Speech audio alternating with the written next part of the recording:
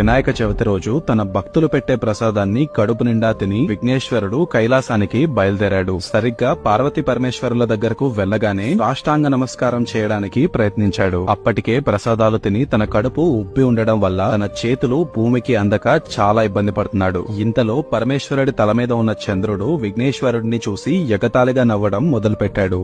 రాజదృష్టి సోకితే రాళ్లైనా పిండవ్వాల్సిందే అన్నట్టుగా విఘ్నేశ్వరుడి పొట్ట పగిలిపోయి తను తిన్నవన్నీ బయటపడి అక్కడికక్కడే చనిపోతాడు. తన కొడుకు మరణాన్ని కళ్ల ముందే చూసిన పార్వతీదేవి అంతుపట్టలేని ఆవేశంతో ఆ క్షణం నుండి చంద్రుడి వైపు చూసిన ప్రతి ఒక్కరూ వాళ్ళు చెయ్యని తప్పులకు నిందించబడతారు అని శపించింది. ఈ శాపం కారణంగా భూలోకంలోని వారందరి మధ్య అనుమానాలు, నీలాపనిందలు మొదలయ్యాయి. ఈ విషయాన్ని వెంటనే సప్తఋషుల ద్వారా తెలుసుకున్న మహావిష్ణువు పొట్ట పగిలి మరణించిన విఘ్నేశ్వరుణ్ణి బ్రతికించి ఆయనకు అమరత్వాన్ని ప్రసాదించి పార్వతీదేవి కోపాన్ని తగ్గించాడు. మహావిష్ణువుతో పాటు వచ్చిన వాళ్ళందరూ ఈ శాపం వల్ల భూలోకంలోని ప్రజలు పడుతున్న కష్టాలను వివరించి తన శాపాన్ని వెనక్కి తీసుకోమని పార్వతీదేవిని ప్రాధేయపడ్డారు. అప్పటికే కొంచెం శాంతించిన పార్వతీదేవి ఏ చవితి రోజైతే చంద్రుడు విఘ్నేశ్వరుని చూసి ఎగతాళిగా నవ్వాడో ఆ రోజు మాత్రం ఎట్టి పరిస్థితుల్లో ఎవ్వరూ చంద్రుడిని చూడకూడదు. చూస్తే మాత్రం వాళ్లకు నీలాపనిందలు తప్పవు. మిగిలిన రోజుల్లో చంద్రుడిని చూసినా ఎటువంటి చెడు జరగదు అని తన శాపాన్ని సవరించింది. సో ఇది